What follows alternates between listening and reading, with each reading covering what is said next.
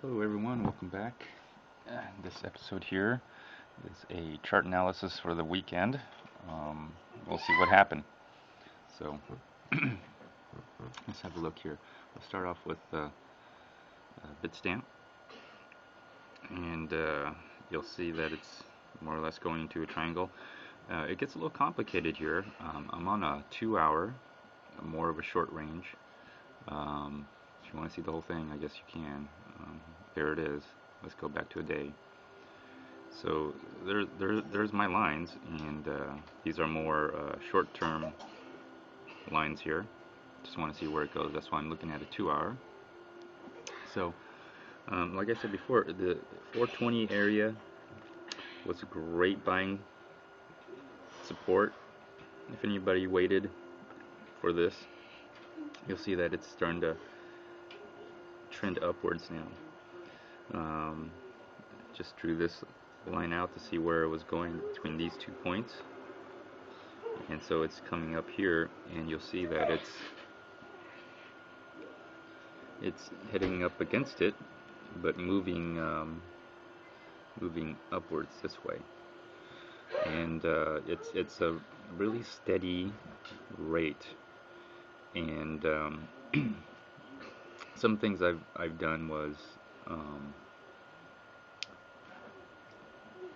slow down the pace of my Bitcoin transactions, because I'm sensing from the miners here, different miners, not one particular miner, but different miners, that they are easing back on their Bitcoin sales, or releasing Bitcoins to the market.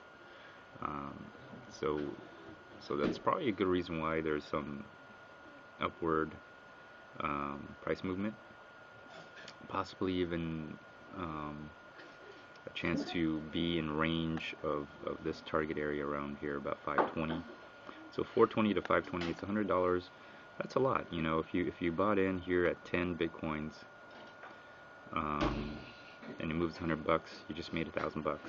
So 10 times, 1,000, which is, if you really think about it,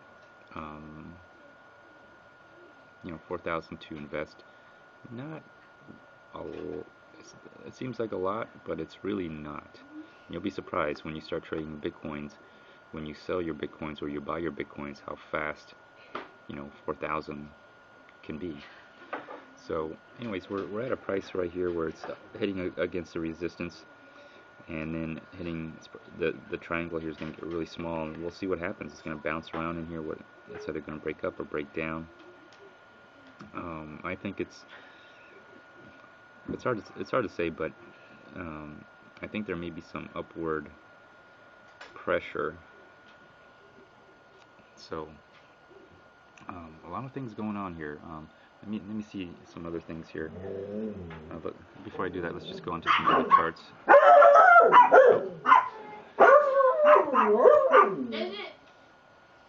Don't mind the dogs. Anyways, here's another chart. This is 1 hour. Let's go. Oh, this is a Bitstamp. Let's just go to 1 hour here and do a comparison on that. So there's the 1 hour on this chart, and that's what it looks like. And remember, this only makes sense because I put the lines there. So lines can be deceptive. Just letting everyone know. But this is the lines that I drew, and hopefully this helps you guys.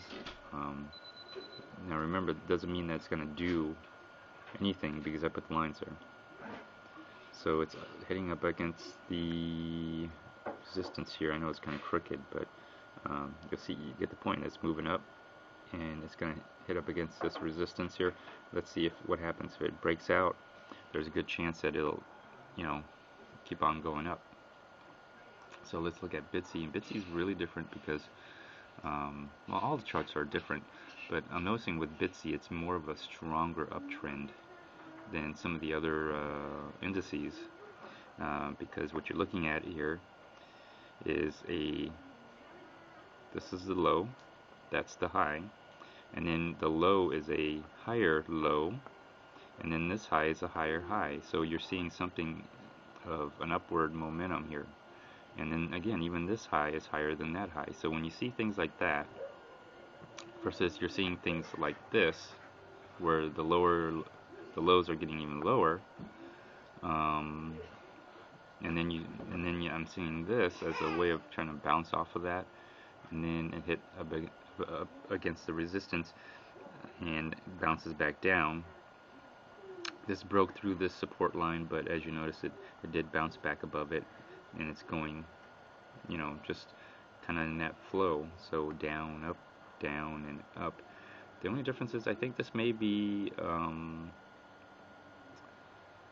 a good up to a certain point. Again, if I pull back 2 hour, it's to this hard resistance, or one of the hard resistance. So a lot of uptrend here. Then again, it may break down, but considering, if you consider where any resource comes from, it all depends on several things. It's how hard it is to extract that resource, right?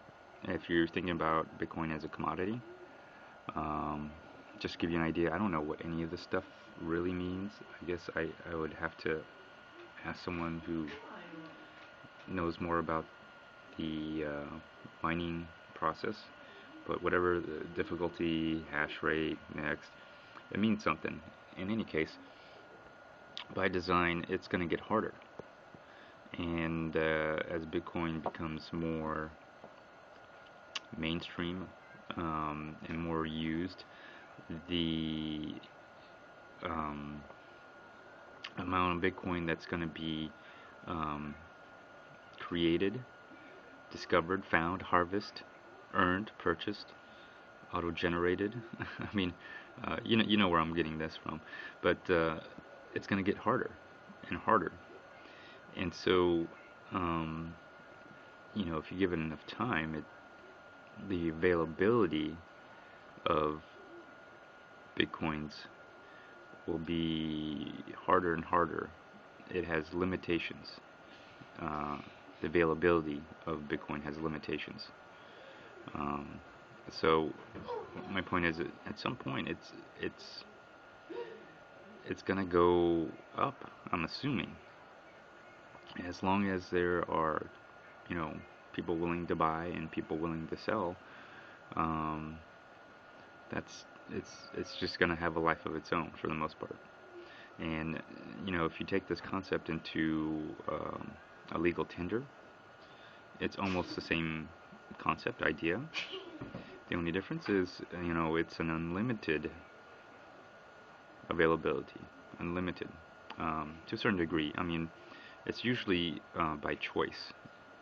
Like someone's gonna push the print button on legal tender, or someone's gonna push the stop print button on the legal tender. But the nature of the legal tender itself is you're just gonna generate more legal tender.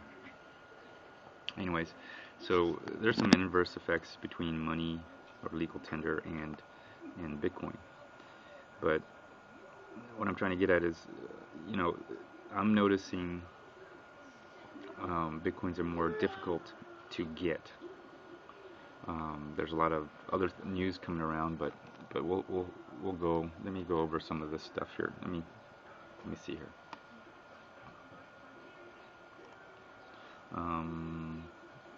This is Bitfin, and also on an hour. And again, these lines are, they're all different. Now this is a short-term line, but there's some differences in this chart versus this chart analysis. Let me go into 1 hour, and then this chart analysis. So this is Bitstamp, okay, Bitstamp, BitC, and Bitfin.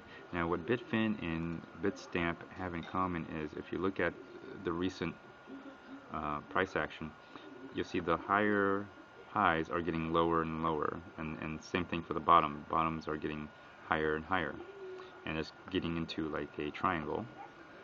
And same thing with Bitfin. You see something similar, but BitC is deviating somewhat. And when you look at these, you got to say to yourself, well, what does that mean? Because they're all Bitcoins. They're all US dollar, right? Bitcoin versus US dollar kind of trading going on. Why is BitC trending up and everyone's getting into a triangle? So if you understand what I'm saying, higher lows, higher highs, that's indication of an uptrend. So BitC is uptrending. Everyone else is just going into a triangle. So and I'll even go into Coinbase. This is also 1 hour on a Coinbase, and it's doing the same thing. It's going into a triangle. So based on everything I've seen, most of the indices are the same except for BitC showing an uptrend. This is BitC right here showing an uptrend, and you just can't ignore the three major indices. And here I'll show you. You can't ignore the three major indices because CoinDesk uses the three major indices to come up with their price. And when you see some small variation over another, you just have to, I guess, just try to see if you could pick up some good signs of uptrend or downtrend. So anyways, let me go over some interesting articles that I've been reading here.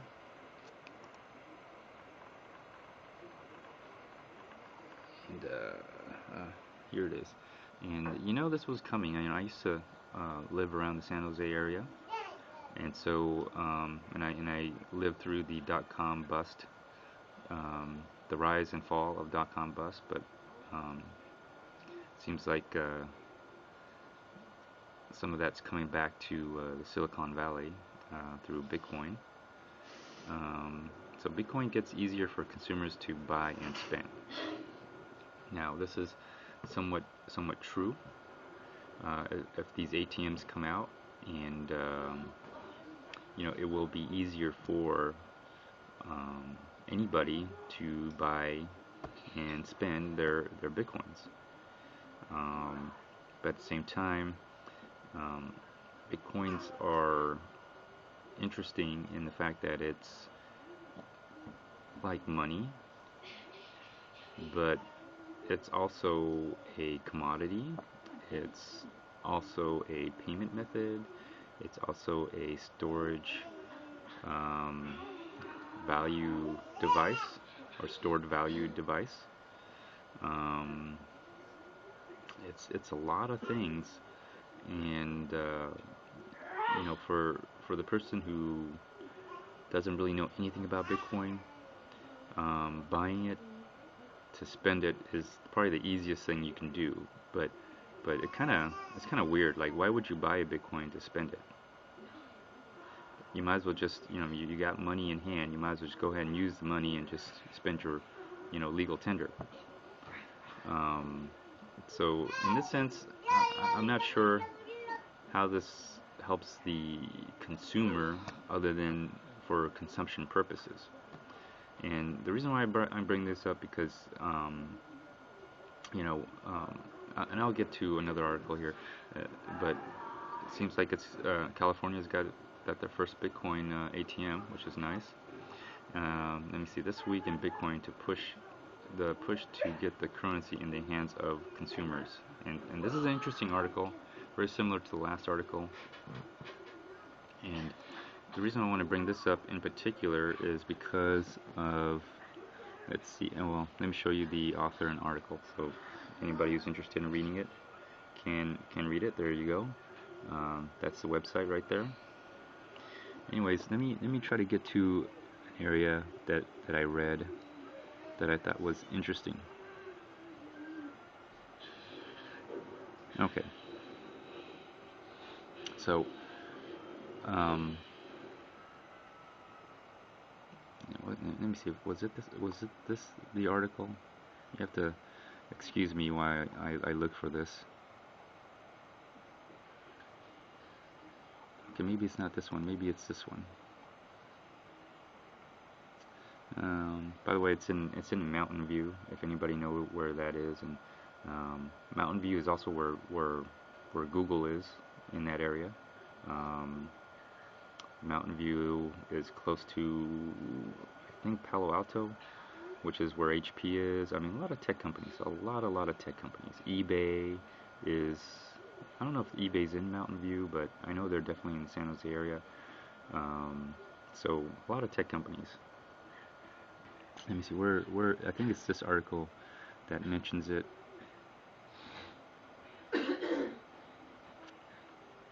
Sorry if I didn't get it right away.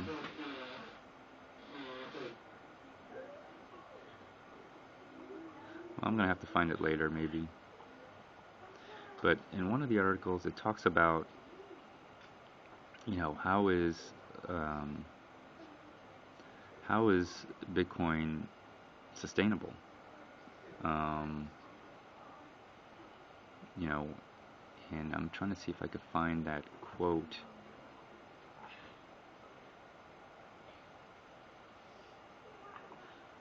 Or maybe it was this one. This is another article I was reading. I'm gonna try to find that quote because I'm trying to make a point about it. Let me see.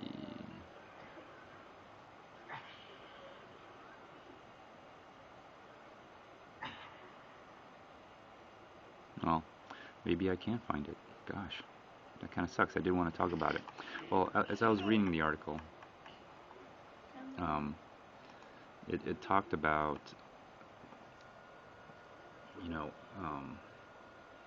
how is Bitcoin sustainable as far as price, and what does it mean to own a Bitcoin, to have it, and the problems with on the short term,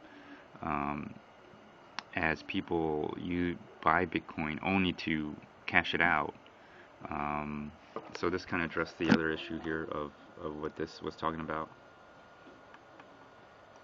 If you don't bear with me, this week in Bitcoin, the push to get the currency in the hands of consumers, but yet as this goes mainstream, you're noticing the price is going down, right? Price has been going down, and for some people, like this whole idea is kind of weird because you would think the price would go up, and some people were saying, like, as I was reading, I'm not sure which article, I should have highlighted it, but that how is this sustainable if everyone who buys a Bitcoin only ends up selling it, or converting it back to cash, or doing something like that. Well, financially, I guess that's not really sustainable. If anyone buys it just to sell it, it's kind of, well, kind of interesting. But for me, this is a little different. Bitcoin is sustainable, maybe not in a financial sense, but on a resource base, or as far as resources and the environment, Bitcoin is very sustainable. Bitcoin is a very, very sustainable, I don't know what to call it, money. I mean, my point is, the reason why I think Bitcoin is sustainable, not as far as a financial sense, it is environmentally sustainable, because what I'm doing anyway, is I am able to realize value from a Bitcoin, or gain, without ever having to extract resources other than probably electricity, but without ever to really extract resources like cutting down a tree, causing pollution to cut down the tree, transporting that tree to a mill, boiling water, which burns carbon fuel, which is a big waste of energy just to boil some water, and then turning wood into pulp. And you're talking about a new tree, right? A virgin tree, right? And trees are really good for a lot of things. People build with them, people use them, but ultimately, trees do one important thing, and that's it produces oxygen, something we need to breathe, right? And it also is a great way to sequester carbon emissions. Actually, trees are the best way to sequester carbon emissions. Um, so, or carbon in general. Um, so, so to cut down a tree is almost akin to suicide, and overall, not suicide, but if you just think in general sense, cutting down a tree is akin to a suicide as anything living on Earth that breathes oxygen, right?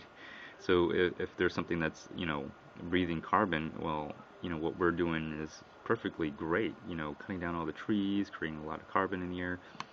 Um, but I don't know any living organism now that breathes carbon. Well, I guess I do. That would be a tree or a plant. But anyways, so that's kind of what I'm trying to get at. Is Bitcoin sustainable? Maybe on a finance to the average person, no. For me, it it is to a certain degree financially, but the overall sustainability of Bitcoin is not in its financial value. Um, it's what I want to do with that value, um, and my plans for that value, and how I want to transfer that value from a Bitcoin into reality, other than maybe a legal tender. Now some of the things that I'm doing is converting Bitcoin to a legal tender, but it's not to just to make money. My other goals, which I don't want to get too deep into, because you know I want to keep my operations like in secret for a reason. Excuse me here. Let me try to focus that. Okay. And what I'm ultimately going to do is convert it to legal tender, and then legally I'm going to make a legal purchase or an illegal agreement with that legal tender. And I'm gonna actually I'm gonna invest into an actual real business that actually does something. Maybe even create jobs. I mean, I'm talking about transferring value back into legal tender with a gain, and taking those gains and manifesting and realizing it into a real operating business that actually does something, actually makes something, or does research, and useful research. Unfortunately, a lot of the things that we do is never really invested into the future. It's just invested into now for the purpose and sole purpose of making a gain, and only a gain. And unfortunately, that gain is never realized. It's just puts more people into debt. And that's kind of where we are. We are literally pushing debt for the sake of putting more people into debt. And that's consumerism. So this week in Bitcoin, to push the push to get the currency in the hands of the consumer, I think that's great. I mean, that's gonna make it more mainstream. But consumption is something that I have concern for, because the purpose of extracting resources from the earth just to make money is unsustainable. At some point, we got to take that value and put it back into the earth, or put it into something else that allows us to research or conduct business in a way that is sustainable, environmentally sustainable, not financially sustainable. So in that sense, is Bitcoin sustainable? Absolutely, because what am I doing? I'm buying and selling nothing. Um, the only other cost would be electricity. Of course, that can be offset. That could be possibly offset um, with renewable energy. So if we were to invest in renewable energy, of course, we all know all the energy that comes from this earth, comes from, or most of it anyway, comes from the sun. So if we were able to renew or get some energy that is renewable or is available, you know, without any very high cost or damage to the environment, that's something I would research into. I would invest an actual, legal tender into a real business. And so eventually, Bitcoins, will it be, environmental, 100% environmental? I think so at some point, if we can get renewable energy going in a larger way. So, anyways, so my point is Bitcoin sustainable? Environmentally, it is, in my opinion, because I'm buying and selling nothing. And when you buy and sell nothing, you don't tend to extract from the resources of the earth. Kind of weird. Anyways, but let me see here. Go over some other articles here real quick. A lot of stuff in Canada. I want to really get into Canada. I think they got a lot of things going on over there. But anyways, let's go back to the chart here real quick. Okay. So as far as the 30-day average, yes, it's downtrending. I mean, you just take a look at this and you can just kind of just figure that out right away, right? So let's go on to the weighted average, and I like using this because it's so easy to use. So here's a 5-day on Bitfin, and an 1 hour chart, weighted average 10 and 25, and you're seeing this is the fall, and then you're seeing the crossover, and then you're just seeing a stabilization here, and at least it's a slow upward stabilization, but you'll see it's just flat. And for people who are worried about volatility or the price moving, Bitcoin trades 24 hours, so you can literally trade this 24 hours a day.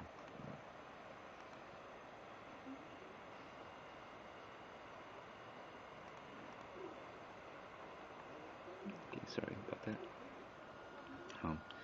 And so, sorry, I was on this chart.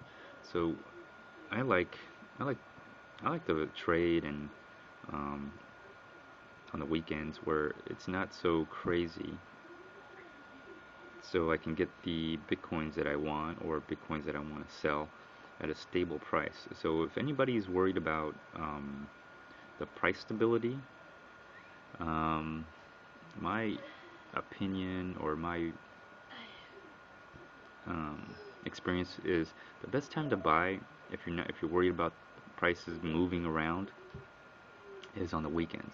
If you need to buy Bitcoins, like you don't have any Bitcoins but you want to get more Bitcoins, or if you want to sell your Bitcoins, whatever, and you're worried about the price fluctuations, the weekends are the best time because that's when things die down.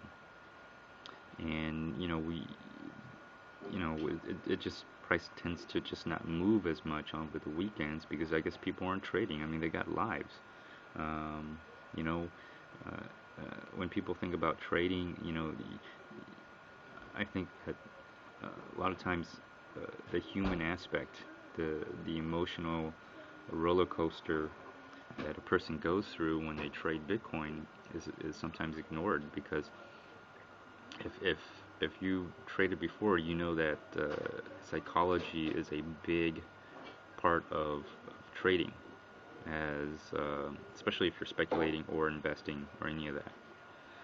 Let me just try to go over some of the other ones here real quick. So that was Bitfin. Let's go into Bitstamp. So this Bitstamp, same thing, and you're going to see pretty much the same. It's just slowly trending up. And again, I kind of like buying my Bitcoins and then moving them around to different exchanges, because they tend to fluctuate in price and give off different signals. Also have them in cold storage or hot storage, wherever you like. Coinbase, so you don't have to worry about the transfer time, because it varies. It varies half an hour to an hour, maybe 2 hours. Depends on the network. So having your Bitcoins around when the prices are stable, you're able to buy them at a stable price. You're able to transfer them at a stable price, and then when the price goes up or down, then you can do what you will over at the different exchanges or at Coinbase, or if you have your stash of cold storage Bitcoins, they're just there. They're yours. Those are your long, very, very, very, very long term investments, and that you're building up. I mean, literally, you are building from nothing to something, to eventually Bitcoins being limited in quantity. You'll realize that it'll just over time go up in value, just on that fact alone. So anyways, my battery's getting a little low. I'm sorry, I gotta do one more. Let's do BitC, and maybe BitC will show us something a little different. And it does. You'll see that there's a little bit more gap in here, and it's showing an uptrend, because the black line is a 10 period, which is a shorter term. The purple is a longer term 25 period, and you notice that the 10 period is above the 25, which you just by definition means an uptrend. All right, so you're seeing an uptrend with BitC. So is there a possible uptrend? Maybe. And another thing is, as I was reading the different articles, people are mentioning, why is the price going down as as consumers as Bitcoin's becoming more and more mainstream. ATMs are popping up. People are accepting Bitcoins. Well, for some people, they say, for other people, they're looking at it saying, well, they buy it, and then as soon as they buy it, it gets converted right back into cash. Maybe that's why it's going down, which could be the case. But if that was true, that should have been happening here all the time too, right? It should have been happening here. Really, right now, a lot of people are investors. They're speculators. So the price action you're seeing is probably mostly due to trading activities, not actual use of Bitcoin per se. And so what you're looking at is, in my opinion, is you're seeing people trading on this hard resistance line, and you kind of see it throughout the other charts. But if you want to know why it's going down because a lot of people are trading on this, on psychological reasons, nothing more. I mean, is there any reason why it can't break out of this at this point, or this point, or this point? Actually, there's no reason whatsoever, no rhyme or reason, other than people look at this and say, okay, this is a resistant line. They accept that that's a resistant line, and then their perception of value of Bitcoin is reflective of that. So, what's really stopping the price from going up? Well, I could just point at everybody and say, well, people are stopping from the price from going up. Nothing more than that. People who trade Bitcoins, and that's me, that's you, that's everybody. At some point, there's going to be some pressure to have it rise, because I'm sure that's what everybody wants it to do. Anyways, I think I spoke enough. It's over half an hour. Feel free to like, dislike, um, also leave a comment, or even do a video response. Oh, you know what? One more thing before I leave. Um, I was reading about the whole tax IRS thing, and I don't know, if people are worried about some of the on the consumer end, people are worried about if they buy Bitcoin and it goes up $2 and I buy something and I made a gain of $2. I mean, seriously, are you really going to report that? Is anybody going to really report any of that? You have to consider, like, this stuff is pretty much, I won't say untraceable, but, you know, it's not realistic.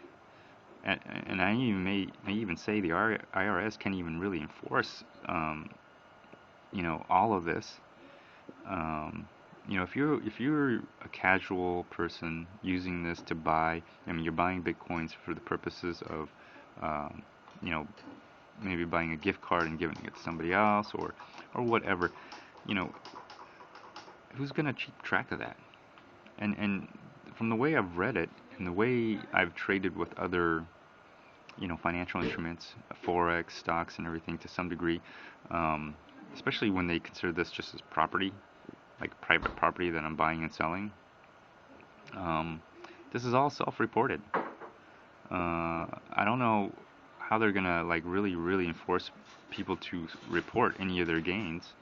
Um, I'm gonna have to because I'm doing such a decent volume of trades that obviously I'm being watched.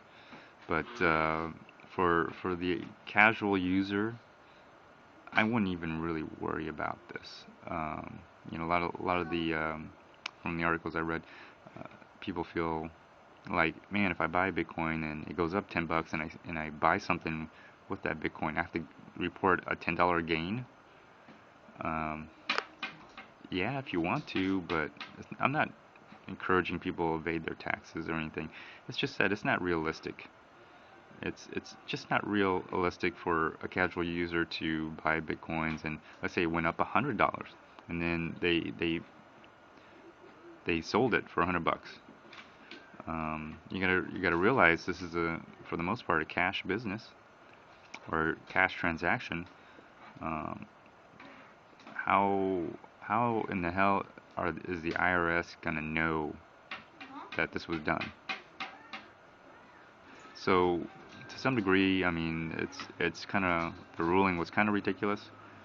Um, obviously I'm going to report my gains, um, but for the casual user, I don't think that's realistic for what the IRS had in mind. I think the IRS had uh, this in mind specifically for people who are trading bitcoins, an individual investor, someone very similar to what I'm doing, and that's probably what they're going to focus on.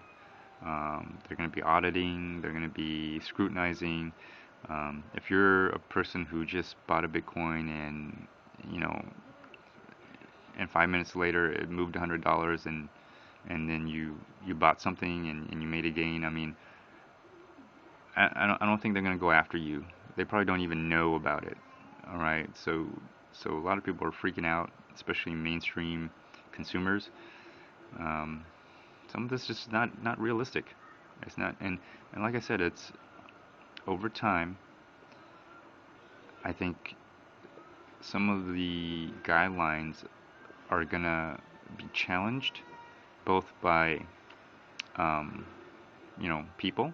The people will challenge these rulings, and also the government will um, also themselves will challenge these rulings as well.